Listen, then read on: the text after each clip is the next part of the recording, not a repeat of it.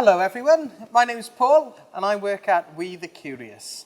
And I'm here today to mark the special moon themed edition of Aquila magazine, which is available right now. And today I'm talking to B. Rich. And B is a space scientist, a space habitat scientist to be exact. Thank you very much for being here today with us. Thank you for having me. Oh, brilliant. So I think I'm going to start off, B, by asking you what drew you into a career in science, and did you actually set out to design lunar habitats? Because that's a kind of quite a niche thing, isn't it? Yeah, I think we'll start off strong and I'll say, no, I never thought I would do this. I did always know I was interested in science when I was at school, but I didn't really know where that would take me. I just knew that I found it quite exciting. And that was for two reasons, really. The first one being that science is all about asking questions that we don't yet know the answers to, and that yet is like the main word. It's the exciting part, all the different things we can explore. And so that was one thing I found really exciting. And the second thing I found exciting is that it's just relevant. We can see science all around us. That led to me choosing a career in materials engineering, which is specifically the science and engineering of what things are made of, from this that we're sitting on to the camera we're filming this on, all really important questions that affect our everyday lives. And so I think for me, the natural progression from there was, well, what materials are next? What materials could affect our future? And one of those things is materials for space habitats, where we haven't quite been yet. So. Ah, brilliant. It's really interesting that you were saying about questions, asking the right questions and questions we don't have the answers for yet. Because I think a lot of people still have this sort of perception of scientists, like, you guys have got all the answers, you know everything, and but it's not that at all, is it? No, not at all. No, I think, growing up I had that same perception that a scientist is just, in a room doing everything by themselves. But I have found in my career so far that a lot of science is just about collaborating with others. Is just, asking questions to those around us, because we all have our own areas of expertise and we can't all possibly know everything by ourselves. And that's how we reach breakthroughs, is we all put little pieces of the puzzle together, each of us, and then it forms one great thing, like a space mission, for example. Yeah, because I think we were talking about this a bit earlier off camera, weren't we? Just the idea that on the telly, there's always like a scientist, and that person is just the scientist. And they know all forms of scientists, and there's just one of them working on a project. But like you say, someone will be the biology expert, but someone will be the expert on something else, and yourself, you're the expert on materials, and like you say, you're all working together. Yeah, exactly. Brilliant. So, as you were working for the European Space Agency before, weren't you? I was, yes. It's very exciting. What was your average day when you were working for them then? Well, not going to the moon every day, unfortunately, not yet. Which, when you work in a space agency, I think lots of people assume that you must be an astronaut, but space agencies are full of all kinds of people, programmers, engineers, technicians, and my role was specifically as a researcher. So that was very specifically all about asking questions and then finding ways to answer those questions. Sometimes my day would look like just sitting in my office reading, because as we said, it's all about collaboration. And so one way to do that effectively is to read work by other scientists all over the world. So a lot of reading, actually. But then a more exciting day might be in the lab, performing experiments, using computers to analyze all the data we've gathered. So no 2 days were really the same. But I will admit, we did have a lot of things that other less spacey jobs have. We had a lot of meetings and presentations. You can't escape those even in the space sector. Fair enough, yeah. It's nice though, because I was talking to my niece, she's 13, the other day, and she was saying because I was talking to her about space science, as I often do, with people, and she said I don't want to go into space, so I wouldn't want to work in that. And I was saying to her, like, well, you don't have to. There's so many aspects to it. Absolutely. That don't involve being an astronaut, you know? Yeah. I will admit, I don't think I would necessarily want to be an astronaut either. It's quite a lot of hard work. I'd much rather be here on the ground, but working on the future that we could have in space, potentially. Yeah, that's nice. Lovely. So I imagine that your imagination plays a large part in this. It sounds like it's quite a creative job. Is that right? Yes. I think people underestimate how much creativity and imagination is needed in a scientific job. It's, as I mentioned, it's all about coming up with questions and asking all these what ifs, and then once you've come to your question, you need to think very creatively in order to answer it. There's lots of problems that may arise, so you need very good problem-solving skills. And there's also other skills like writing, presenting, public speaking, all of which need a bit of creativity as well, because as scientists, we can't just find the answers. We also have to be able to convey what we found to other people in our community. I imagine you could find out the best scientific discovery in the world, but if you can't tell anyone about it, it's useless. Yeah, exactly. So I remember hearing that your job involves thinking into the future, but not just like a couple of years away.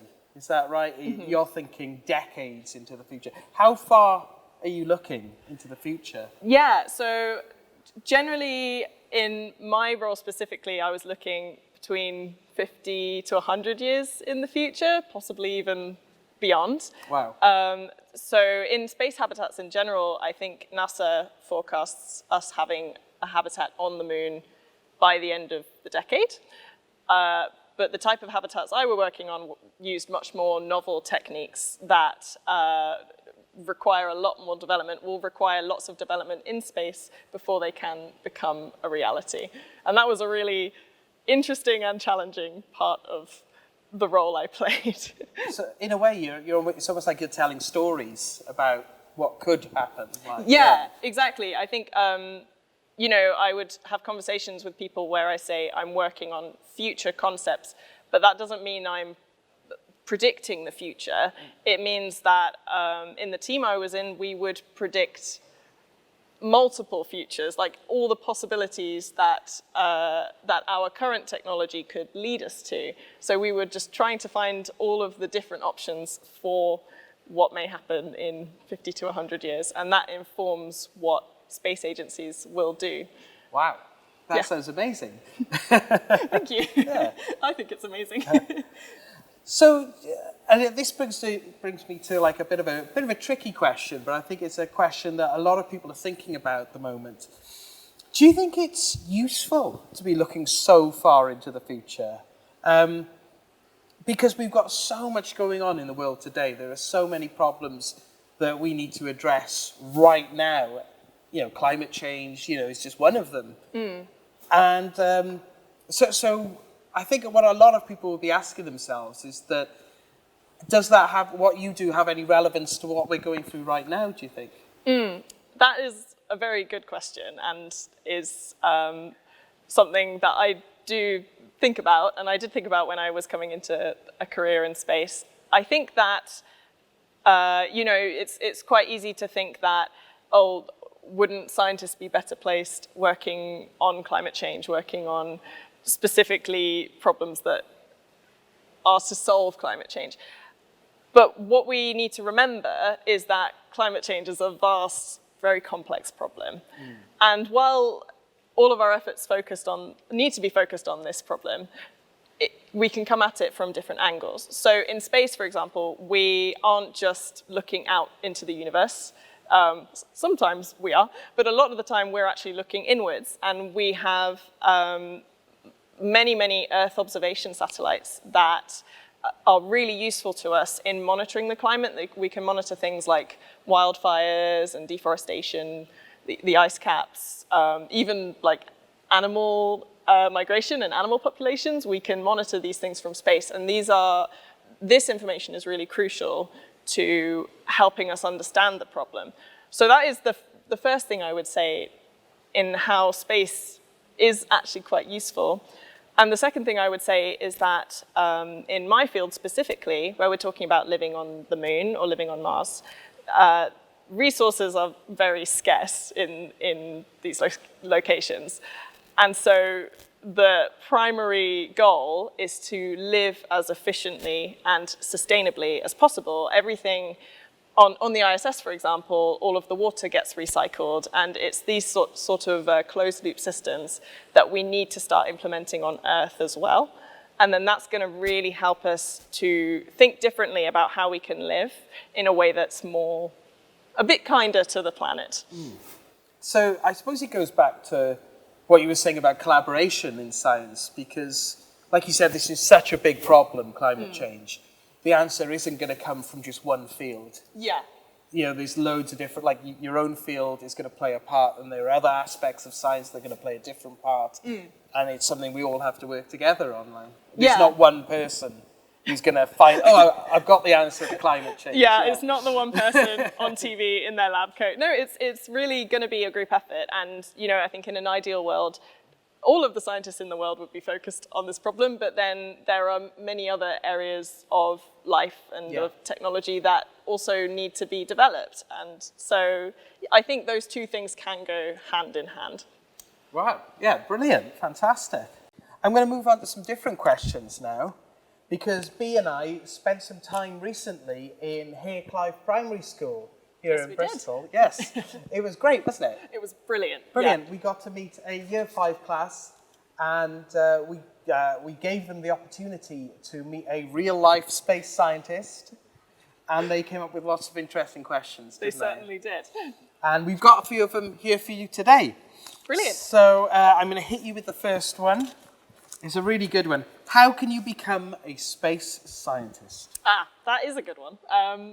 My good news for anyone who's asking that question is if you're asking it, then you're already on your way. I think the primary thing, well, in any sector, but particularly in the space sector, is your passion and your interest in the subject is what makes you a really good candidate for a career in that area. So, number one, be interested in space, tick. I think as well as that, you will probably need a degree of some kind of science, engineering, technology, or maths degree. But that really doesn't have to be, just physics or just astronomy. I, for example, don't consider myself to be that good at physics. There are many people who are much better at that than me, but I still was able to work for a space agency. So there really are many, many different angles you can come from to work in space. I worked with biologists, architects, psychologists, engineers of all different kinds, computer programmers. So there's really no one way to become a space scientist or a space engineer. It's just all about following what you're interested in. And then my other recommendation would be to really follow your interests. There are loads of resources online all about space. There are loads of opportunities at museums or on television to hear from actual space scientists and actual astronauts. And it can be really insightful to look into those. And I also know that many space agencies, including ESA, including NASA, run competitions specifically for students who are interested in a career in space. So those sorts of things are things to look into.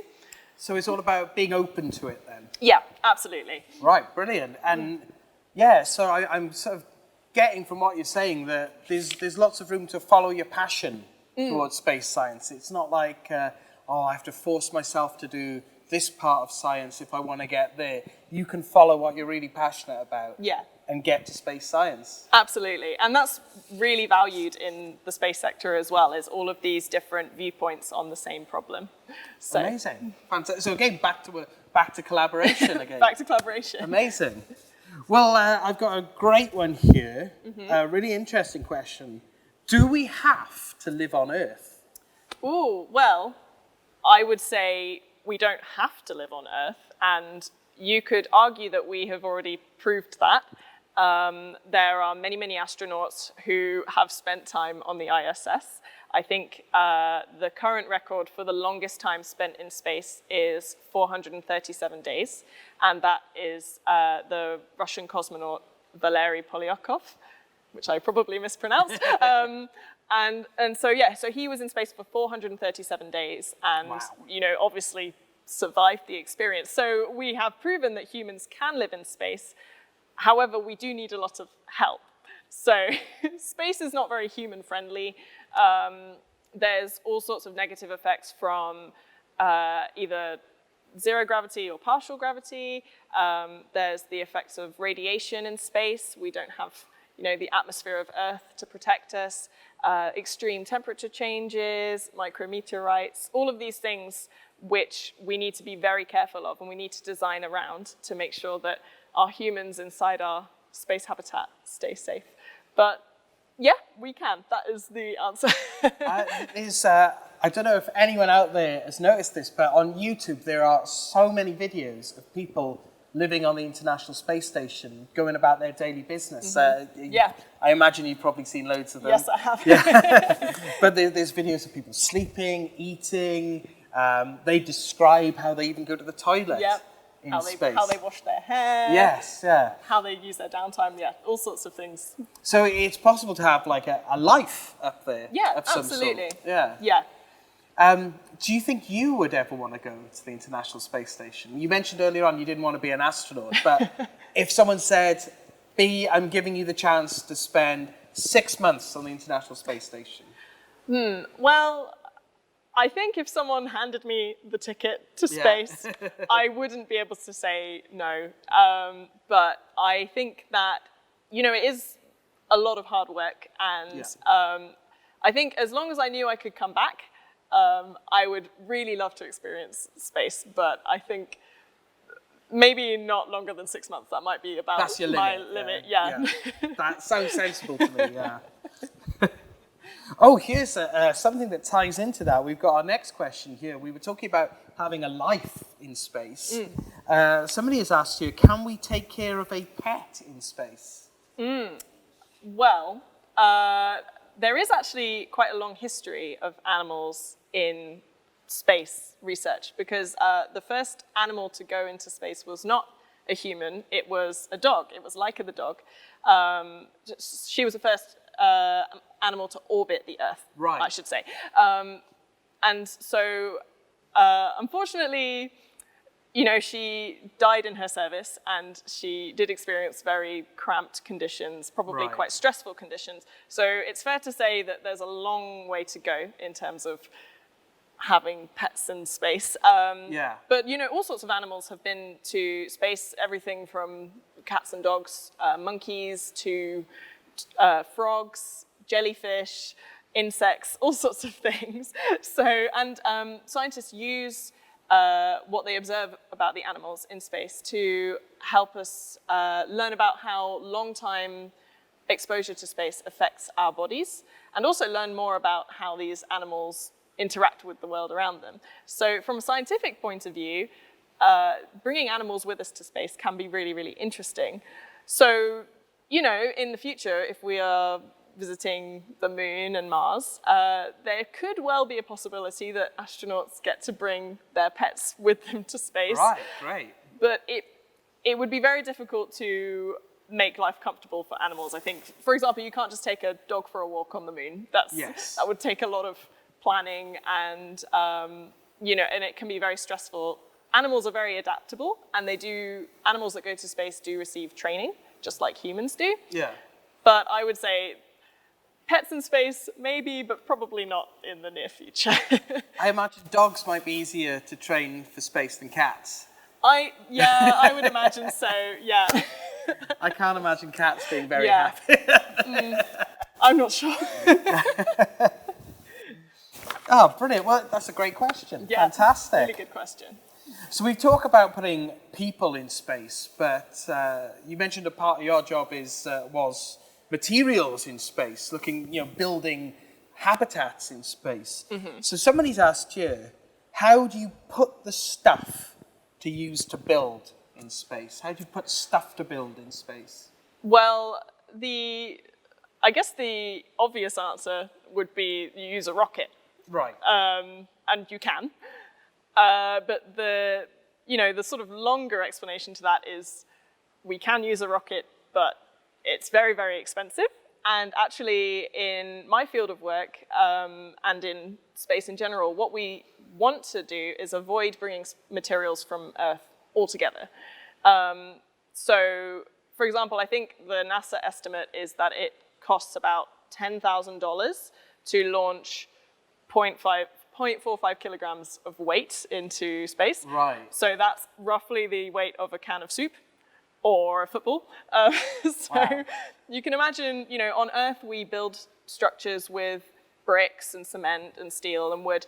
You can imagine how many tins of soup it would take to build a house. Yeah. So while we are very good at building things on Earth with these traditional materials, what we need to do is develop ways of constructing in space using the materials that are available to us. So in the case of the moon, for example, the material that's available to us is the moon dust, or the regolith is what we call it. Wow. Yeah.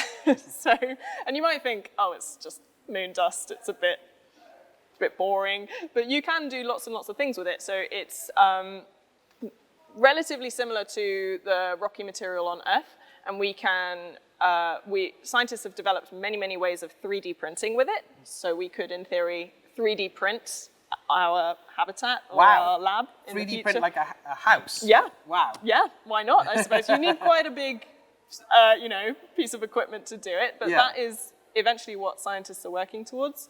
Or, the dust is made up of other useful materials in its chemical makeup. So we can use chemistry to extract metals and silicon, even oxygen. And so the sort of global term for this field is called in situ resource utilization. Right, Yeah. okay.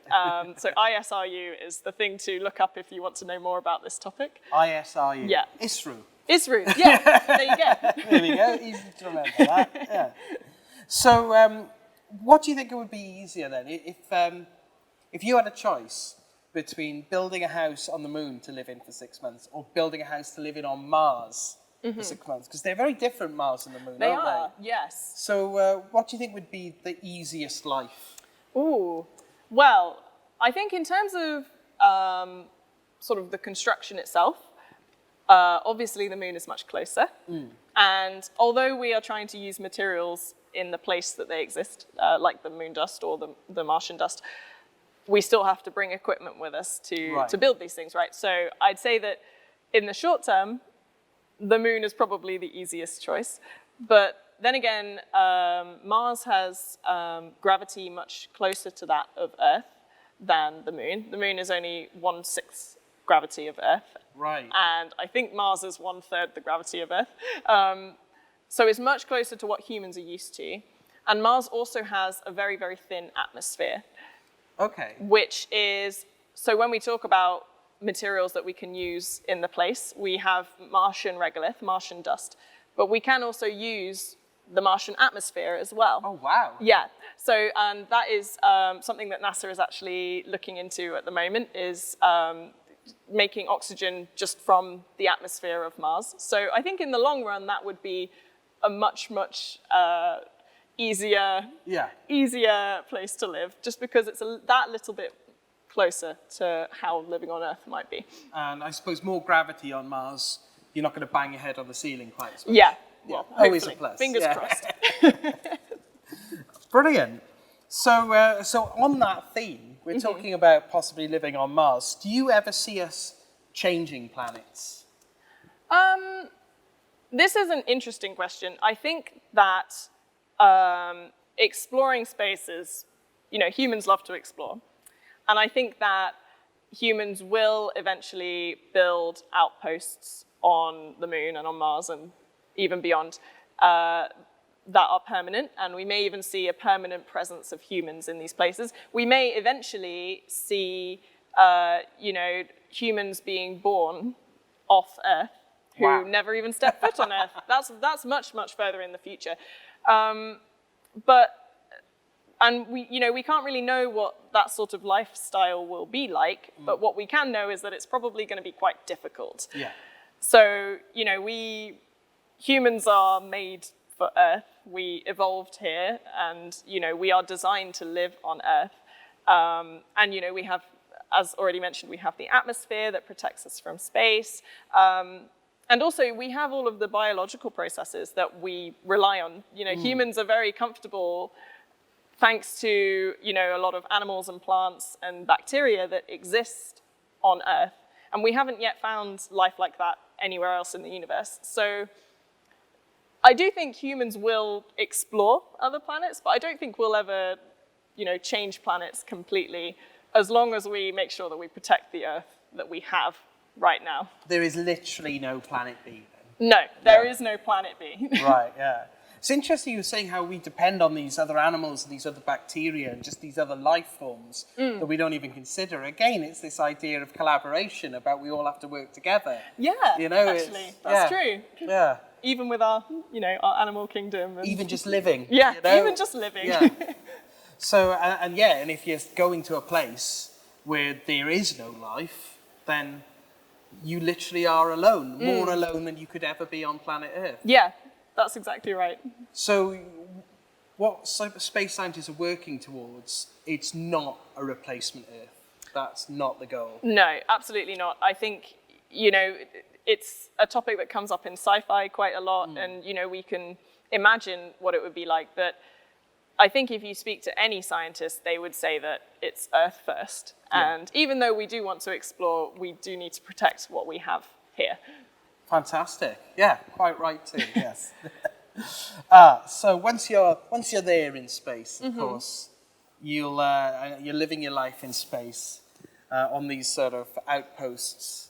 You mentioned someone being born in space. Now there's a question here that's to do with that. Somebody from Hairclive has asked, can you have a birthday party in space? Oh. Are you inviting me to your birthday party in space? If I ever have a birthday party in space, you can come, definitely. Thank you. Amazing, great. Actually, astronauts have birthdays in space all the time. Right. And they do have birthday parties. So yes, of course you can have a birthday party in space. I think, as with all things with living in space, even a birthday in space would look very different to how it looks on Earth. Astronauts they might have decorations, they might have music on the ISS when they celebrate their birthdays, but there is one crucial difference with a birthday on the ISS, and that's that you are not allowed any cake or any candles. And I know, it's a shame. What's the point? I know. Well, at least not cake in the way we know it. It might be some sort of dehydrated cake, I'm not sure. But you can't have crumbs on the ISS because of the microgravity. They will, if they're floating in the air, it's quite dangerous in case you accidentally inhale one, or if it gets into the equipment. That causes all sorts of problems. And then obviously you're not allowed birthday candles, because open flame in an enclosed spaceship is just probably one too many problems for the risk assessment. So, there are some limitations to your birthday on the ISS, but, thinking about being born on other planets, the interesting thing about, if, say, there were to be a person born on Mars, is that the Martian year is different in length to the Earth year. So, in theory, that means that you could have two birthdays. You could have your Martian birthday and your Earth birthday, and then following that logic, you have two ages. So I'm in my mid-20s, but if I were to live on Mars, in Mars years, I'm only 13 years old. Wow. So then it becomes a choice of, which birthday do we prioritize? Maybe you have both, I don't know. Is that why the Queen has two birthdays? Was she born on Mars, maybe? Do you know what? It's an interesting theory. I'll have to look into that. We should look into that, so actually, you were saying about cake. I remember looking at a YouTube video. We were mentioning earlier on the YouTube videos of people eating and living in space. There's a video of a man of Chris Hadfield, is it? Is that the Canadian astronaut? And he's eating chocolate pudding from a foil packet up there. And it's not cake, but it'd be close enough for me. Close So enough. it looks good, this pudding does. Oh, So, I think I'd take some pudding if I couldn't so- have cake. you know, so it wouldn't be all bad. Not all bad. Yeah. Yeah, they do eat fairly well up in space, Yeah, but Well, you got chocolate pudding, what else do you need? exactly. So I've got one final question for you now, and it's another question from here, Clive. What would you spoke about living on Mars, living on the moon. What would your dream house on the moon look like? I love this question. I'm so glad you asked. So on the moon, I mean, for starters, you've got to think about location. So I would build my dream house somewhere near the equator, because on the moon, at the equator, the days and nights are roughly the same length. So you have a 2-week day and a 2-week night. But I would build it on the side that faces the Earth, because you can't get a better view than that, can you? And I would, as much of it made of glass as possible, if I could, so I could look out at the Earth and the stars. It would be, you have to exercise in space. Space is, it's very important that astronauts, keep their body mass up with exercise. And, what dream house is not complete without a swimming pool?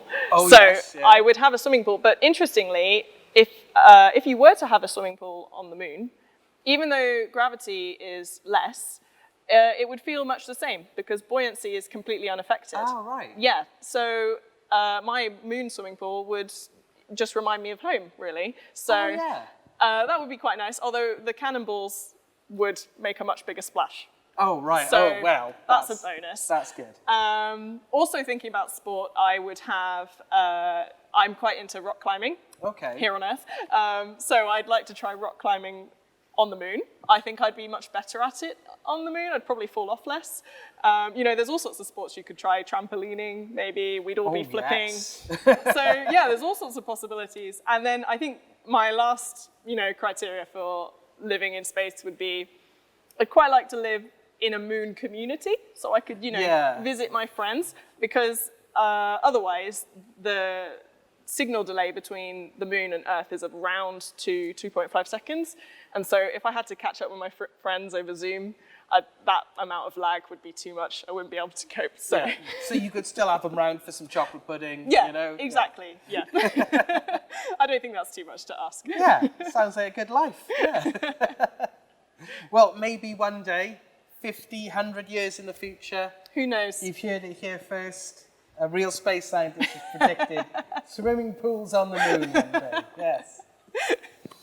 B, that was absolutely fantastic. Thank you very much for talking to us, and thank you very much for watching. See you soon.